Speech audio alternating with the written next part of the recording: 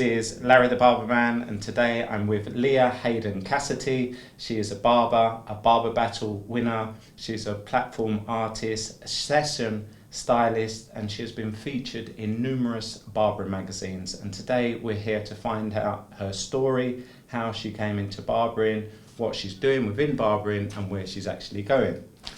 Leah, thank you for having me. No problem, pleasure. So, unbeknown to a lot of the barbering community, before you actually got into barbering, you was actually a footballer. You're also a former breakdance teacher. So, in your own words, tell me how you actually got into barbering from footballing and being a big girl, if there's such a thing. Yeah. Well, I suppose when I was 17, I went over to the States on a soccer scholarship. And unfortunately, after 3 years, I had a bad injury and I broke my leg pretty bad. So it was broke in about 4 places. And I had numerous surgeries, and eventually they told me that I wasn't going to be able to play football again. So I had to kind of come home and rethink basically my whole life. All I ever wanted to do was play football. So it was hard at the start. I did numerous jobs. I was dance instructor, and I also did like bar jobs, any job you name it, until actually it was Connor Taff who I met through dancing, and it was just random up in his house. He had a little barber shop. He had only just started maybe a year, and he had a barber shop in his house, and we were up there and he was cutting some of our friends' hairs. And I just jumped up and I watched him cutting hair, and I just said, "Oh, Connor, can I take the clippers and let me do one side of the haircut, and you do the other?" And he was like, "Okay." And I kind of put it on the spot, and the guy in the chair, like, luckily I knew him really well, so he was like, "Yeah, do it, come on, it'll be funny." Connor was like, "Okay, I'll fix it if anything goes wrong." So basically he took me through a step-by-step of a skin fade, threw me into the deep end. I did it with him, and it actually turned out to be okay. Like, it wasn't too bad, and he kind of looked at me and he said, "Listen, like, you can hold the clipper as well. Like, as soon as it was in your hand, it was comfortable. Did you enjoy it?" And I said, "Yeah, like it was fun." So anyway, I went home that night and I started thinking on the drive home. He lives about an hour away from me, and I was thinking, okay, maybe I'll just do it. Maybe I'll just invest in a little clipper and just see where it takes me. Drove straight to TK Maxx, bought a 15-euro clipper. Got home, had a little look at it, started following kind of a few more people on Instagram, and getting to know, like, I went straight onto Connor's profile actually and went into his following list and started following the likes of Kevin Luchman, the Beat Brothers, all of these, and just kind of got more of an insight. And it was kind of when Instagram had only started, there was a real buzz about Instagram, and about people putting their work out there and kind of seeing these different creative cuts that you could see in hairdressing, which I never knew. I always remembered from being a kid, like, a barbershop was just a chore for people, you know. It was a chore for my cousins. I hated going to the salon myself. My mum used to cut my hair up until I was about 15. And so I went and I got the clippers, and I went home and called my cousin and I said, "Will you bring the boys over?" She has 2 kids. They were only about, I'd say 8 or 9 at the time. "Will you bring them over, let me cut their hair?" And she was saying, "What? How can you cut hair? You've never cut hair before." I said, "Just let me try them after buying these clippers." The most basic clippers, didn't even have a 0.5 guard, 1.5, nothing. And I took to their head. Worst haircut ever. But that's how it started anyway. From then, I just kind of got as many people as I could, and I was still dancing at the time and still teaching, so that took up a lot of my time. I was doing that 5 days a week, so anytime I could, like weekends or anything like that. I remember I took a little trip up to Ryan Cullen's salon up in Newry for 2 days to work and just sweep the floors and watch Ryan and Connor, and at the end of the day Connor came back to the shop while I was sweeping up and gave me my first pair of scissors. And they were only, you know, I still remember them, you know, the cheap ones out of Sally's, like the real cheap ones, but they were brilliant. I think I used them for probably about a year as well. And yeah, from then I just it just fascinated me, and I found that same passion and love that I had found in football, and I thought I was never going to kind of find again. So as soon as I got that, I became addicted to the industry, you know. Okay, and then so you found out Sean had a vacancy. Sean had an opening for cut and sew, and at the time cut and sew was a really, like it still is, one of the top barbers in barbershops in Ireland. So he had a vacancy. It was when Jay, I think, was round about the time he was going over to Ruger, and I had just decided to kind of chance my arm, and I went into Sean and I said, listen, will you give me a chance? I've been cutting hair for a while. Didn't give any amount of time because it was only about a few weeks. I'd probably cut about 5 people's head, and very bad. But I just said, will you give me a chance? And he said, okay, I'll tell you what. Kind of smirked a little bit, but he said, I'll tell you what, come in on New Year's Eve and you can have a trial. And one of the other barbers was away, so one of the other barbers was fully booked. So I had to come in and take his place and cut all these people's hair. And it was 10 to 6, the busiest day of the year. And I don't even, looking back on it now, I don't even know how I got through it. I was just cutting hair and talking to the clients like I'd been in the industry 5 years.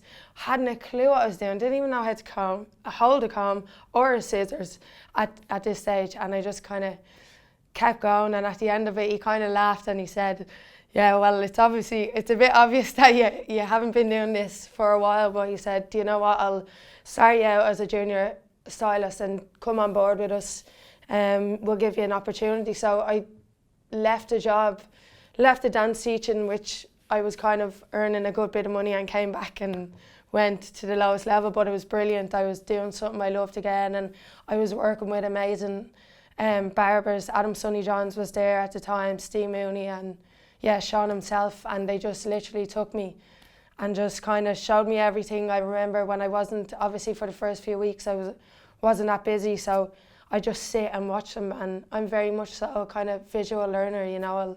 If I can watch something, I can pretty much replicate it as I watch it.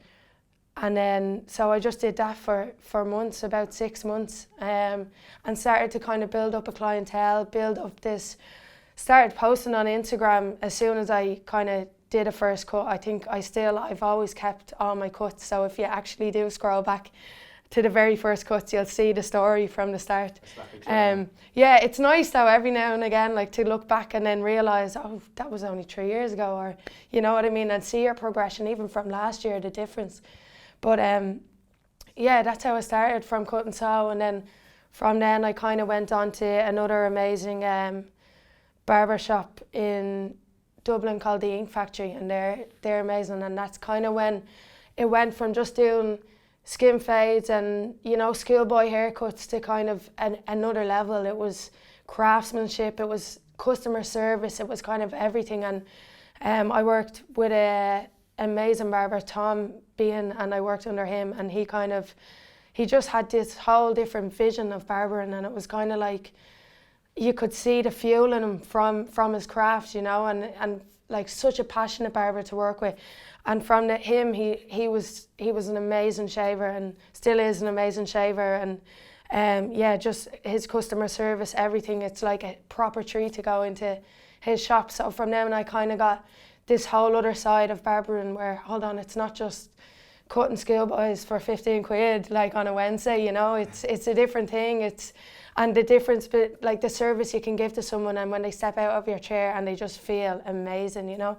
I learned that there, and kind of from then I realised I wanted to go a bit deeper into it. So you felt a little bit uncomfortable in there. So what did you do, like you always do when you feel uncomfortable? I just completely stepped out, and I said, hold on, I feel like with shaving, with anything, I wanted to know everything about it, you know. I had this love for it, and I knew I would be able to learn a little bit there, but at the time as well, I kind of wanted to get out of Dublin and make a change as well. I was getting itchy feet in Dublin, you know. I'm a bit of a traveller, aren't all Irish, you know, so I wanted to go somewhere else and find a new city, find new inspirations, and also just the best place I could kind of find shaves, like, you know, the services, everything like that was kind of the Nomad Barber, and that's what led me to Berlin. Yeah, Miguel gave me that opportunity, so that was, if I was going to learn shaving, it was going to be from the best, you know. So tell me a little bit about your experience working with Miguel, the Nomad Barber. Yeah, Miguel, he's amazing. He was one of the first barbers I actually followed. I remember when I kind of got into this barbering thing, and I told my mum, I think I'm going to be a barber, and she kind of laughed at me and, okay, this is just another kind of job or whatever. But she started researching, and then I remember she sent me a link and said, oh, look at this guy, he's amazing, he's travelling, he's barbering, he's doing this. And this would have been when Miguel kind of started his journey, you know. So she sent me a link, and I just completely got fascinated by this, and watch all his videos, you know. His video for how to cut the top of the hair was the first. That's how I learned, you know, how I started to learn how to cut the top of clients' hair. So yeah, I was amazed by him. He was always still is to this day, very inspirational barber to me. So when he contacted me and just told me about the shop in Berlin he was planning to open, if I was interested, I had met him in a show in Liverpool previous, and kind of always on social media was still kind of in contact, you know. So yeah, he contacted me and asked me about Berlin, and I'd never been to Berlin. Never even known much about it, but I knew that this was the direction I needed to go in my career, you know, that was going to take me to the next level and kind of get me out of Dublin as well at the same time. So I said yeah to him. 2 weeks later, jumped on a plane and came over to Berlin for the first time, started working in the Nomad, and yeah, it was amazing. It's an incredible shop, and the services I learned there was between the shaves. I worked alongside Nick Barford as well, he still works for Nomad. He's an amazing barber, and he's a very good hairdresser as well. So he taught me a lot about kind of the things that I didn't learn, and because I am self-educated, you know, haven't gone through the normal training, everyday training that most barbers or hairdressers have, and he's taught me a lot about graduating, layering, all of these terms. And for me, I could always see where I wanted to put the hair, and I could always put the hair where I wanted to put it, but the terms to know what to do with that, I didn't know. It was like biology, or, you know, it was something else. It was completely new to me. So he took me down, and I remember after hours kind of in Nomad, when we'd be finished, he'd explain things to me, show me different videos. So I learned a lot, not only from Miguel, but also him. And yeah, about like Miguel's whole service and his packages of his everyday clients that he does, like the shaves, the Indian head massages, you know, neck and back rub, like everything he has, facials. It just took me into a whole nother world. It wasn't just cutting hair, you know, it was this experience.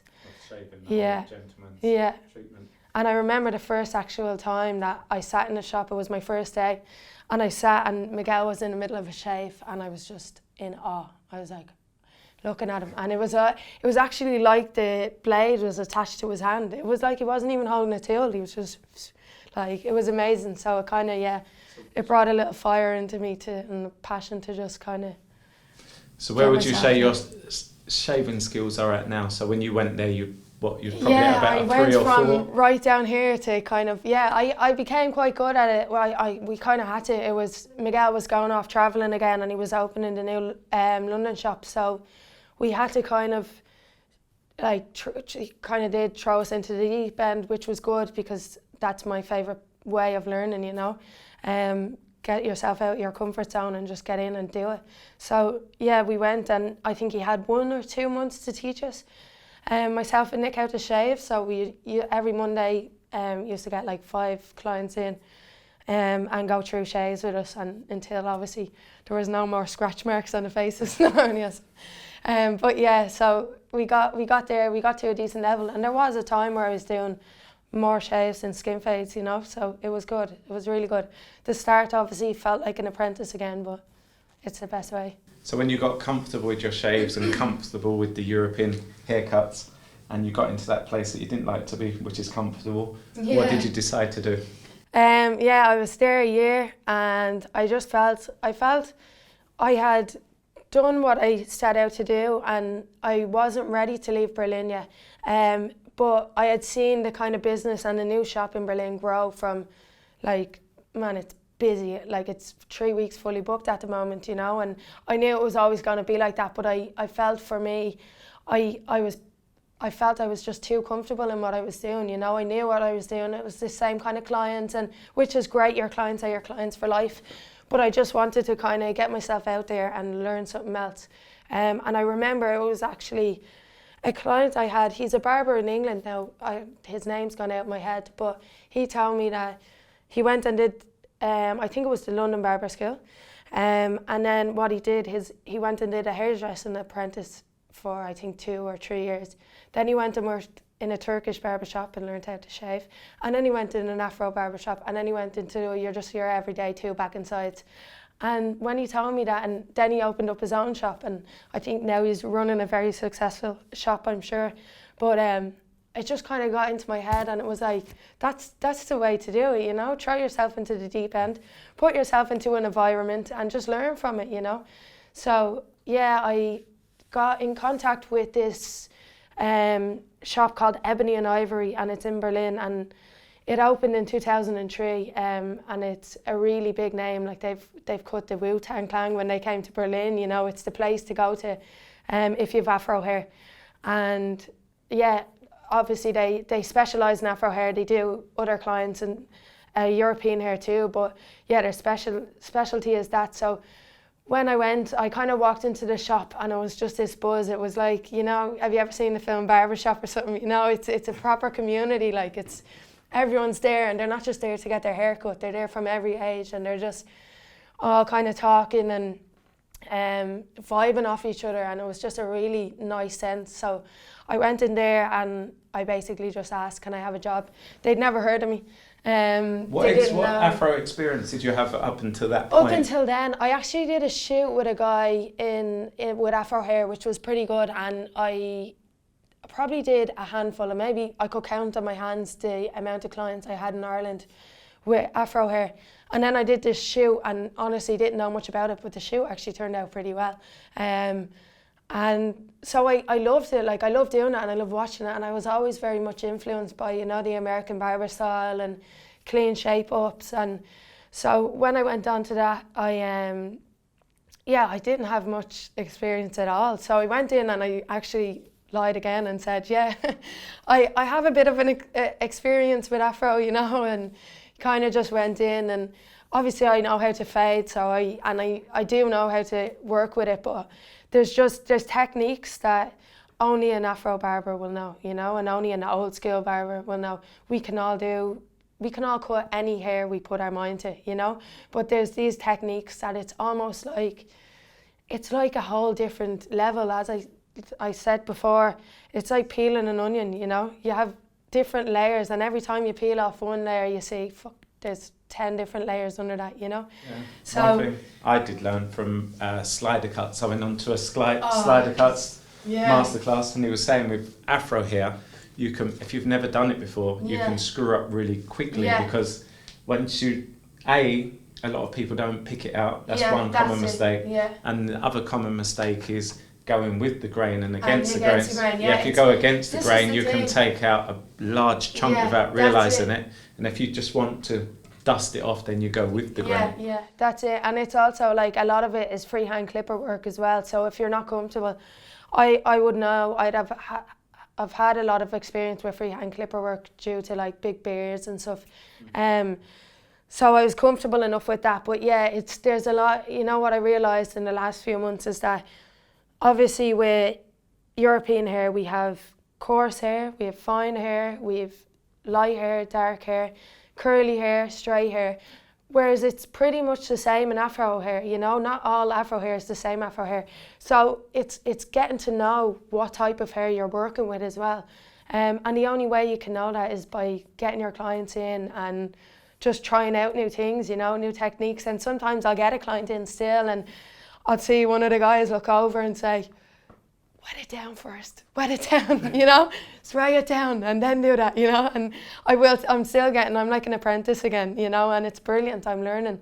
And hopefully I will be up to the standard of their level and higher, you know, slider cuts as well. And there's amazing barbers all over the world that are at that level. And I don't think I'll ever do anything half-heartedly, you know. If I want to do something, I want to be as good as them. So fingers crossed. We'll see. Keep an eye out. Okay, so let's take you out of the barber shops for now, and let's talk about your barber battling experience. Tell me a little bit about that. You won a competition for fastest fader. Yeah, it was like the fastest / best fade. Basically this was a little like an underground club in Berlin. It wasn't little. There was probably about 500 people there.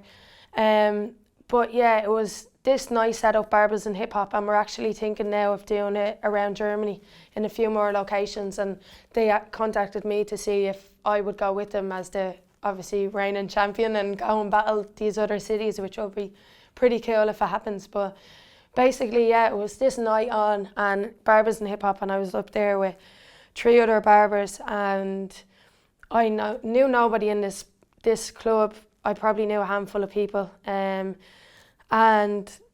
they kind of were established barbers, you know. And I got up on stage being the only female, obviously, which is kind of to them a big deal. And I got up and I could see heads turning. Who is this? Who's this person? So this was primarily a black barber battle. Yeah, this was kind of like afro barber. Like they were all afro barbers, and then obviously, you know, I was going up and I was a female and I was white, so I was kind of up there, and everyone, yeah, I could see them kind of looking, and I was cutting a few people before the actual competition started.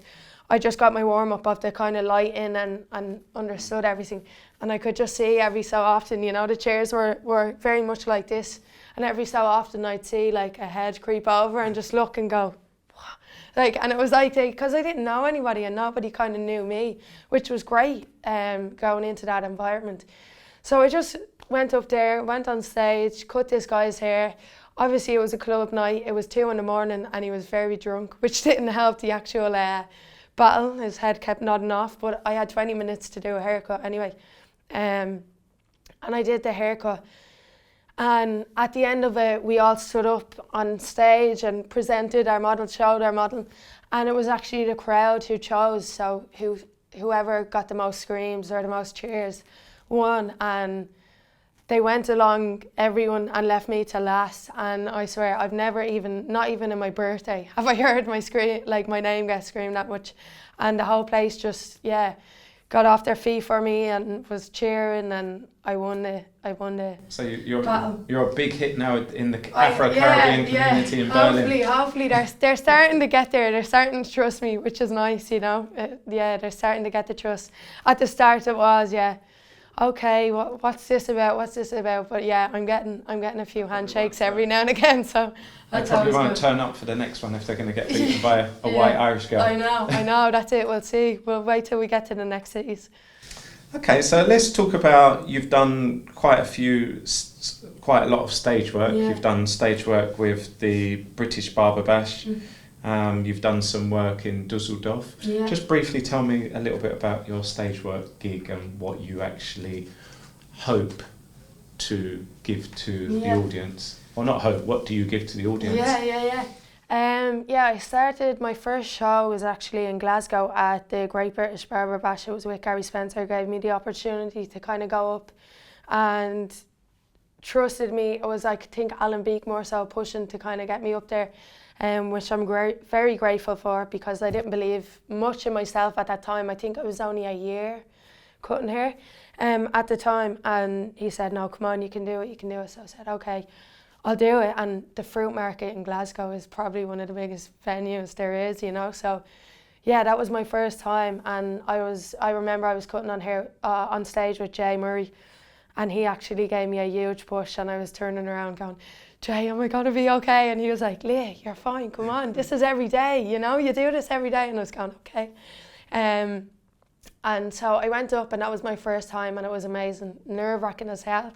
I think my hands shook for the whole 45 minutes of stage, but it did give me a real buzz for stage work and for presentation. And I think because I've had kind of previous jobs as a dance instructor and stuff, I am quite used to talking to a crowd, and it doesn't really bother me talking. So it kind of gave me, I felt comfortable. I did feel, obviously I felt nervous, but I felt comfortable, you know, speaking to people. So that was kind of semi-successful, that show. So we went on, and then I got asked to do more and more. So I did the London one, Glasgow again, Amsterdam, I can't remember, I did one in Ireland. Then I did different workshops as well with Great British Barber Bash, so they hold different workshops.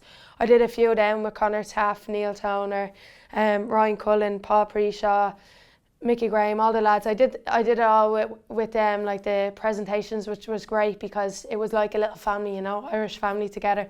And we all just felt comfortable doing them. So we did a few of them, and the most recent was Amsterdam with the Great British Barber Bash. And that's been amazing to kind of connect, you know, and showcase, and also be on stage with other people. It's so nice to kind of vibe off other people while you're up there on stage. I recently worked with Tom Baxter, and I'd never worked with him before. And we were on stage together, and the two of us just kind of clicked, you know. We're totally different haircut and styles, totally different what we did on stage, but it was just something nice. Maybe it's because he's from the north of England that we kind of got on the banter. But no, it was really nice. And yeah, it's just given me a really big love, you know, when you get off stage and you get maybe 50 people coming up to you and saying, that was amazing, can you show me this, and can you tell me this? Like, that's what it's all about, you know, share knowledge, and whatever you gain yourself, give it back out. I'm currently in the process of kind of starting to make video YouTube tutorials. I get messages every day to kind of ask me, can we do a tutorial, can we see this, you know? And what is your YouTube channel called? Hayden Cassidy Hair.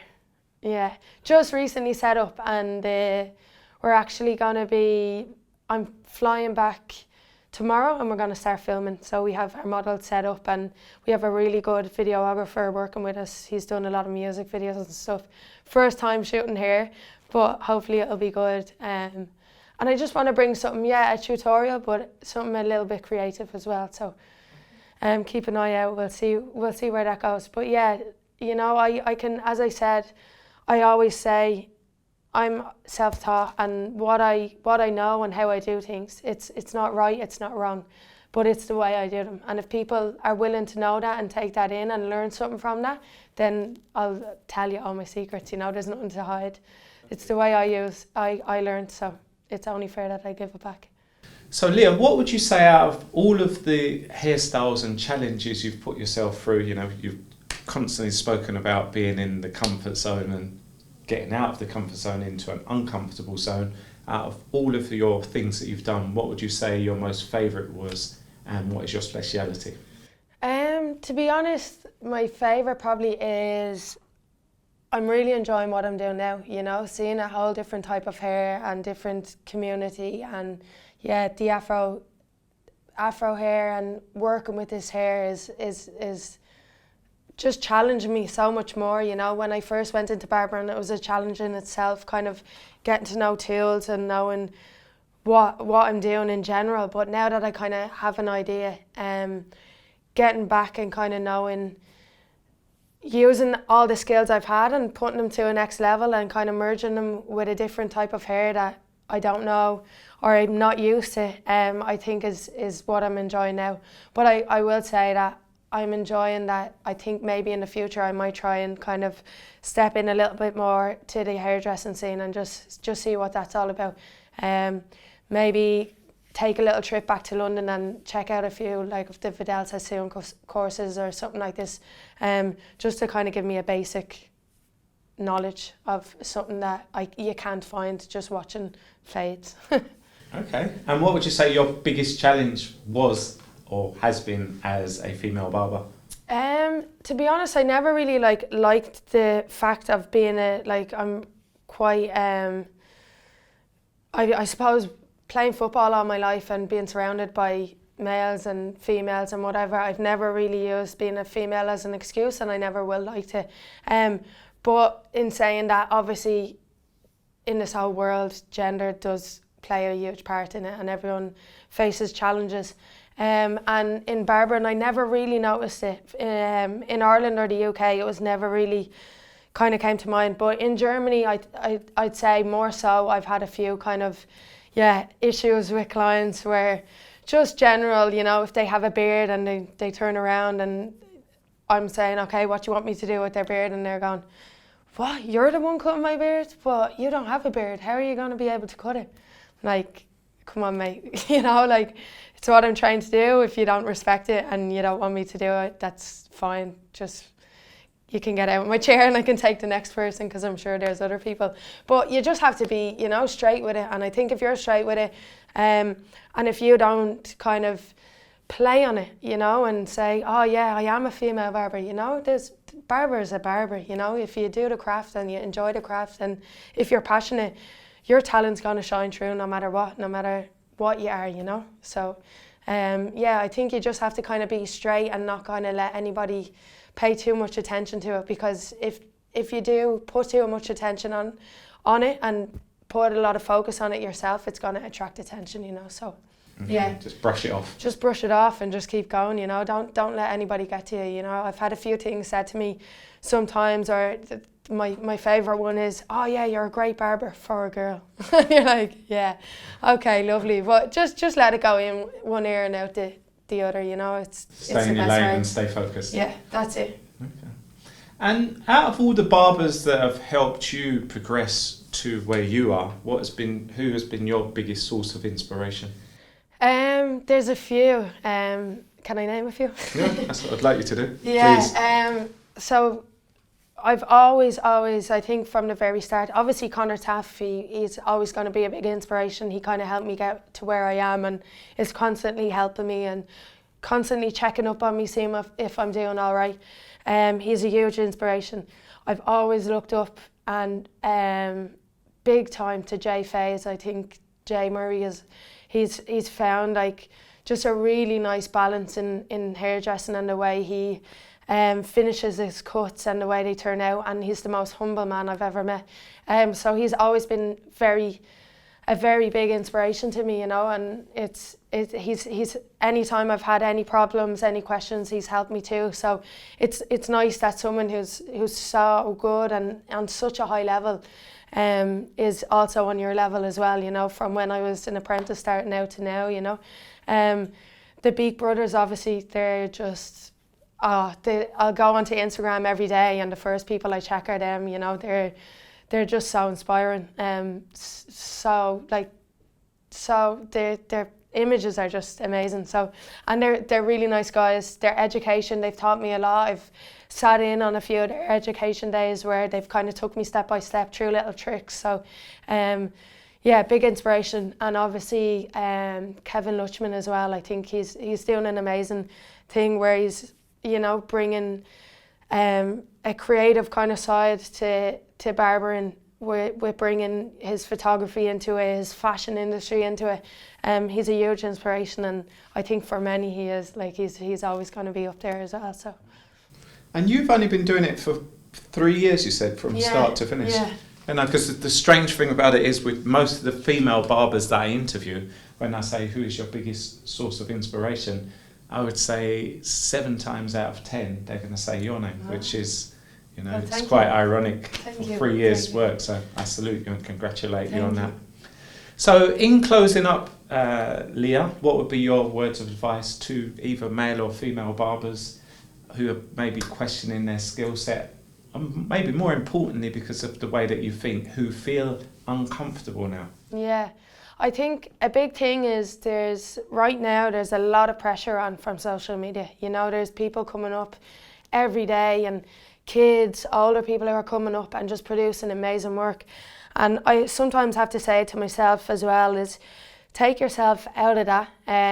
It's not all about this social media. Yes, it's an amazing tool if you use it right, but kind of take yourself back to a barbershop and just realise that your clients are the people that are there for you. Focus on your clients, and if you focus on your clients and if you just give right direction in what you're kind of trying to do and staying true to yourself, I think the opportunities are limitless, you know, and as I said, gain as much knowledge as you can. I don't think there's ever any room to know enough in this industry.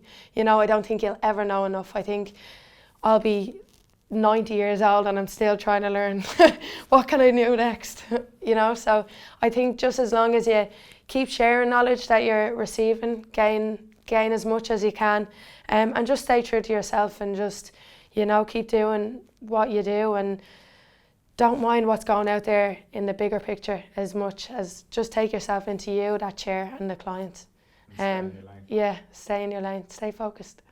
Leah Hayden Cassidy, thank you ever so much for sharing your wisdom and your confidence and your words of a great advice, and I wish you every success in the future. Thank you. It's Thank you looking so bright much for you. So as soon as you walk out of that room, put on some sunglasses. Yeah, thank you so much. You're welcome.